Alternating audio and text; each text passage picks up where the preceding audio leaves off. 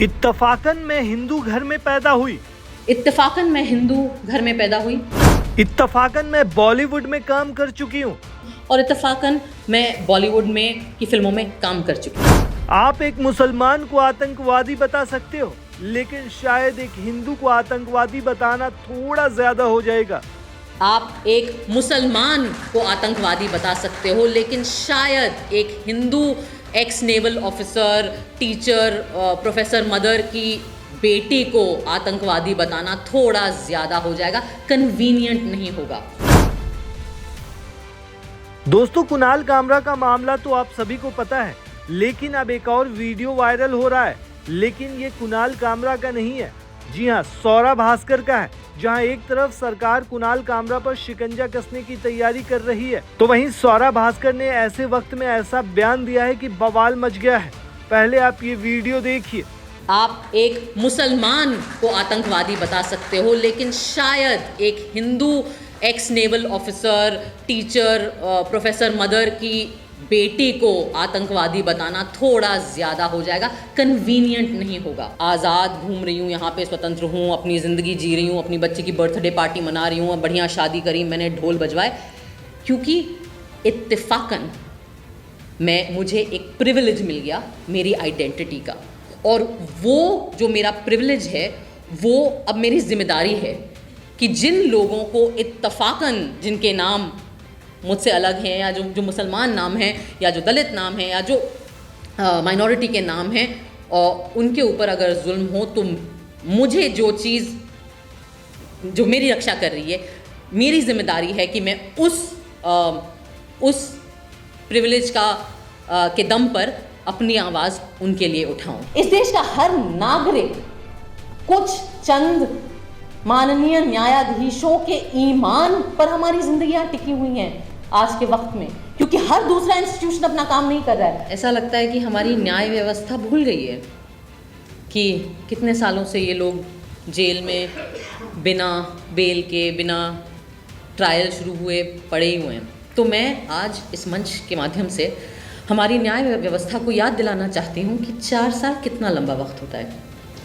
सितंबर 2020 में उमर गिरफ्तार हुए थे। 4 साल में मैं अपने फहाद, जो मेरे अब पति हैं, उनसे मिली। दोस्त थी पहले। जब उमर गिरफ्तार हुए हम दोस्त थे, जब अतहर गिरफ्तार हुए हम दोस्त थे, महज दोस्त थे। उन 4 साल में हमारी दोस्ती पक्की हुई। ये लोग तभी भी जेल में थे। हमारी दोस्ती और पक्की हुई, ये तभी भी जेल में पड़े रहे। फिर हमें मोहब्बत हो गई, ये तभी भी जेल में थे, इनको बेल की सुनवाई भी नहीं हुई थी। फिर हम एक दूसरे के परिवार से मिल लिए, तभी भी जेल में थे। परिवार मान भी गए, हिंदू मुसलमान शादी है, परिवार मान भी गए, न्याय व्यवस्था अभी तक नहीं मानी हमारी। हमने शादी कर ली, हमारी बच्ची हो गई, हमारी बच्ची अब 1 साल की हो गई। 4 साल बहुत लंबा वक्त होता है। गोदी मीडिया, इंडिपेंडेंट ऑल्टरनेटिव मीडिया की बात नहीं कर रही। आप लोग सच्चे दिल से अपना काम करते हैं, हम उसके आभारी हैं। 4 साल में जिस गोदी मीडिया ने उमर के खिलाफ, इन सब लोगों के खिलाफ इतना विट्रियोलिक, इतना जहरीला कैंपेन चलाया था, वो गोदी मीडिया नंगी हो गई इन 4 साल में। जिन लोगों को 56 इंच के कपड़े फिट आते थे, उनके कपड़े नॉर्मल साइज़ के हो गए हैं। जो लोग 400 पार करने गए थे, वो 240 में निपट गए। 4 साल में हमारे न्याय व्यवस्था के जो माननीय न्यायाधीश हैं, उन्होंने भी कई जगह जाके न्याय की परिभाषा पर कई भाषण और एलोक्यूशन कंपटीशन और रिसाइटल दिए, अलग अलग कॉलेजेस में, अलग अलग विश्वविद्यालय में, दुनिया के अलग अलग देशों में भी। 4 साल में इस देश का एक कन्विक्टेड, मैं नहीं कह रही हूँ, हमारी न्याय व्यवस्था ने जिसको कन्विक्ट किया है रेप का, वो इंसान राम रहीम, वो भी 4 साल में 10 बार बेल और परोल पा गया। गुजरात सरकार ने नई किस्म की बेशर्मी की हदें पार करी और बिल्किस बानो के कन्विक्टेड रेपिस्ट को अच्छे व्यवहार के तहत रिहा भी कर दिया।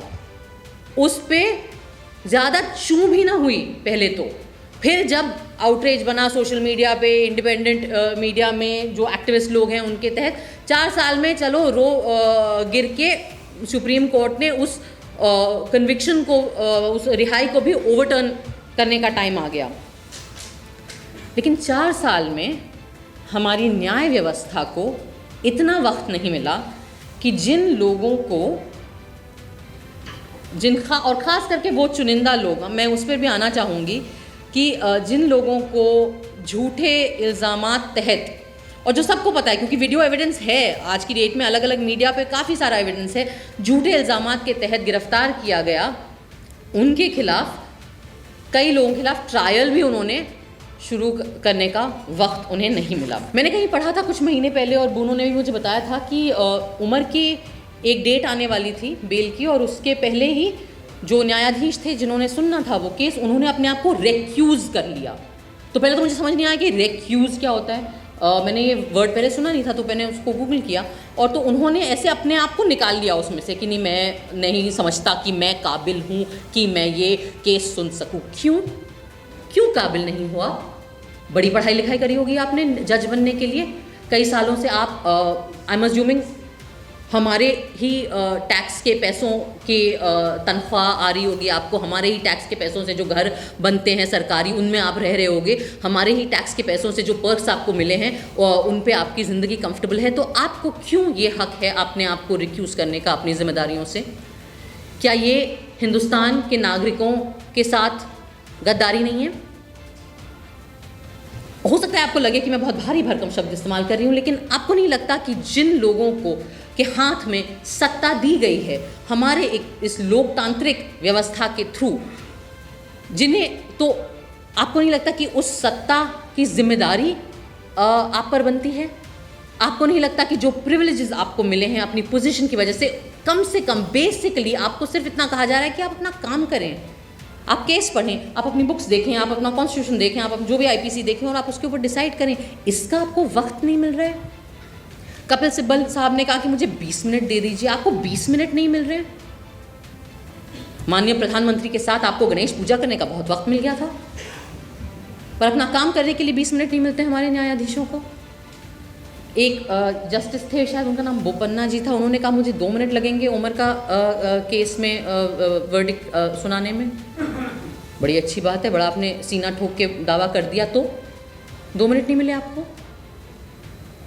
मैं इसलिए ये सवाल पूछना चाहती हूँ कि अक्सर हम बड़ी आसानी से नेताओं को गालियाँ देते हैं, बड़ी आसानी से पुलिस को गाली दे देते हैं, हम बड़ी आसानी से एक दूसरे को गाली देते हैं, लेकिन न्याय व्यवस्था से कोई भी सवाल उठाने में बहुत डर लगता है क्योंकि कंटेम्प्ट ऑफ कोर्ट हो जाएगा। दोस्तों, आपको बता दें कि stand up comedian Kunal Kamra के समर्थन में अभिनेत्री सौरा भास्कर उतरी हैं और सोशल मीडिया पर अपनी प्रतिक्रिया भी जाहिर की है। इंस्टाग्राम के स्टोरीज सेक्शन पर उन्होंने मामले से जुड़े कई पोस्ट शेयर किए। कामरा की एक तस्वीर को शेयर करते हुए उन्होंने लिखा ट्रुथ। वहीं दूसरी पोस्ट में सौरा एकनाथ शिंदे पर तंज कसते हुए नजर आई। उन्होंने कार्यक्रम स्थल हैबिटेट क्लब का जिक्र करते हुए लिखा कि एकनाथ शिंदे ये सुनिश्चित कर रहे हैं कि हैबिटेट मुंबई के बाकी हिस्सों की तरह दिखे।